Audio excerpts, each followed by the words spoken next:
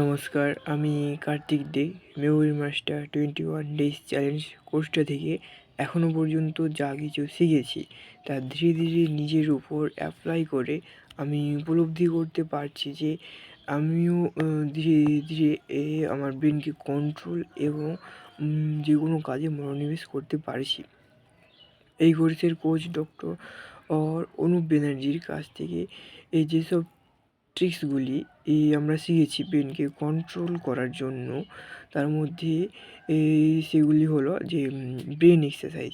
যে এই brain exercise যে কতটা গুরুত্বপূর্ণ প্রত্যেকটা ব্যক্তির কাছে, কারণ আমরা যখন কোনো কায়িক পরিশ্রম করতে যাই, যেমন তার জন্য যে বডি ফিটনেস দরকার হয়, ঠিক তেমনি ব্রেনকে ঠিকঠাকভাবে কন্ট্রোল এবং যে কোনো কাজে মনোনিবেশ করার জন্য কয়েকটি ব্রেন এক্সারসাইজের প্রয়োজন, যেগুলি আমরা এই ক্লাসগুলি করে শিখেছি।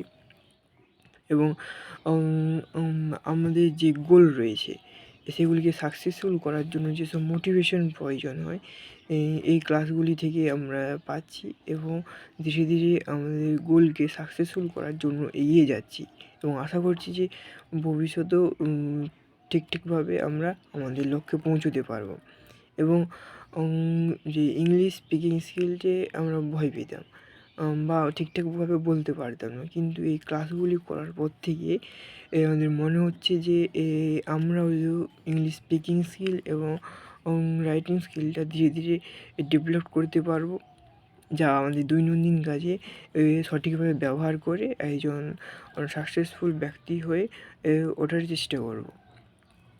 এবং যেসব কঠিন বিষয়গুলি আমরা মনে রাখতে পারতাম না, কয়েকটি ট্রিক্সের মাধ্যমে যেসব ট্রিক্সগুলি ফলো করলে আমরা যে কোনো যত বড় কঠিন জিনিস হোক না কেন, আমরা ধীরে ধীরে সেটাকে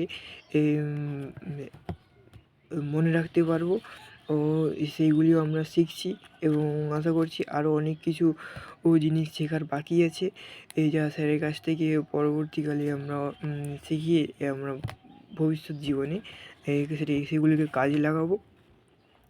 এবং আমরা নিজেদেরকে একদম শেষে যদি বলতে হয় যে আমরা নিজেদেরকে একটা ডিসিপ্লিনের মধ্যে আনতে পেরেছি। এই বলে আমি আমার বক্তব্য শেষ করছি।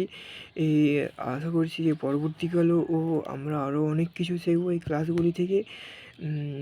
এটাই, আর এই বলেই আমি আমার বক্তব্য শেষ করছি। নমস্কার।